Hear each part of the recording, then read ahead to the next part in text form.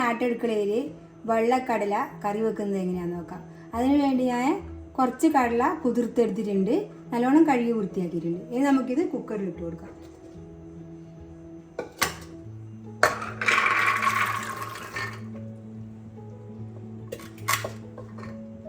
ഇതിലേക്ക് ഒരു 2 ചെറിയ സവാള അരിഞ്ഞെടുത്തിട്ടുണ്ട്, 2 പച്ചമുളക്, 1 തക്കാളി. ഇത് നമുക്ക് ഇതിലേക്ക് ഇട്ട് കൊടുക്കാം.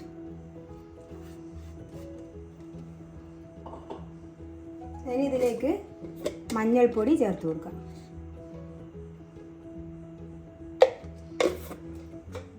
ഇനി ഇതിലേക്ക് ആവശ്യത്തിന് വെള്ളം ഒഴിച്ചു കൊടുക്കാം. ഇനി വെള്ളം ഒഴിച്ചു കൊടുക്കാം.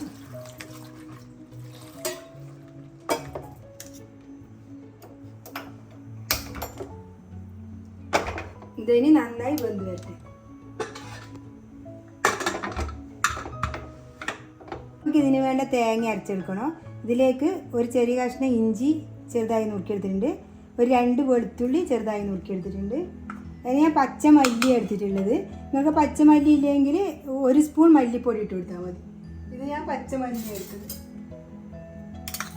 ഇതിപ്പോൾ 2 സ്പൂണ് മല്ലിപ്പൊടിയുണ്ട്, അല്ല മല്ലിയുണ്ട്, മുഴുവൻ മല്ലി.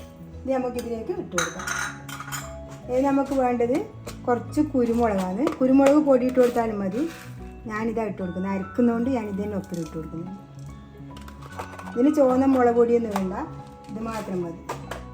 ഇനി ഇതിലേക്ക് ചേർത്ത് കൊടുക്കുന്നത് പെരിഞ്ചീരകമാണ്. അത് നമുക്ക് 1 സ്പൂൺ ഇട്ട് കൊടുക്കും. ഇതിലേക്ക് ഞാനൊരു 2 അണ്ടിപ്പരിപ്പ് ഇട്ട് കൊടുക്കുന്നുണ്ട്. ഉണ്ടെങ്കിൽ മാത്രം ഇട്ട് കൊടുത്താൽ മതി, ഇല്ല ഇടണ്ട. ഇത് ഇട്ട് കൊടുക്കുന്നുണ്ട്. ഇനി ഇത് നമുക്ക് നന്നായി അരച്ചെടുക്കണം. കളറിന് വേണ്ടി നമുക്ക് കുറച്ച് മഞ്ഞൾപ്പൊടി ഇതിനകത്ത് ഇട്ട് കൊടുക്കാം. ഇനി ഇത് അരച്ചെടുക്കാം.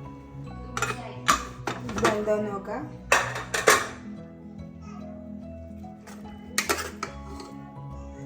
കടല നന്നായി വെന്തിട്ടുണ്ട്. ഇനി നമുക്ക് സ്റ്റൗ ഓൺ ചെയ്യാം. ഇതിലേക്ക് ആവശ്യത്തിനുള്ള ഉപ്പ് ചേർത്ത് കൊടുക്കാം.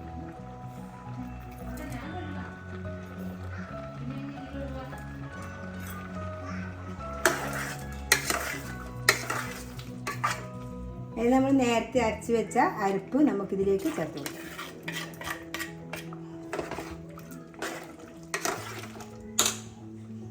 ഇതിലേക്ക് ആവശ്യത്തിന് വെള്ളം ചേർത്ത് കൊടുക്കാം.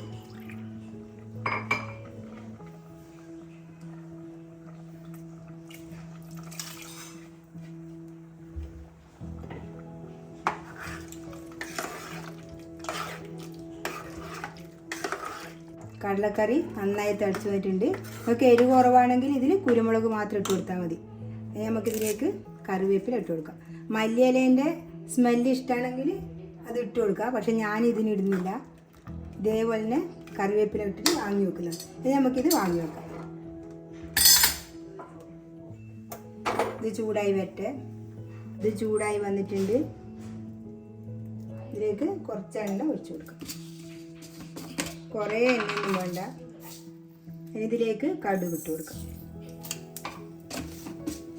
ഇനി ഇതിലേക്ക് ഒരു വറ്റൽമുളക് മുറിച്ചിട്ട് കൊടുക്കാം.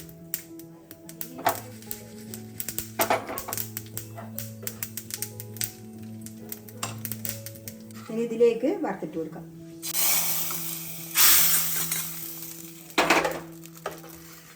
ഇതേപോലെ എല്ലാവരും ഒന്ന് വെച്ച് നോക്കുക. എൻ്റെ വീഡിയോ ഇഷ്ടപ്പെട്ടെങ്കിൽ ലൈക്ക് ചെയ്യുക, ഷെയർ ചെയ്യുക, സബ്സ്ക്രൈബ് ചെയ്യുക.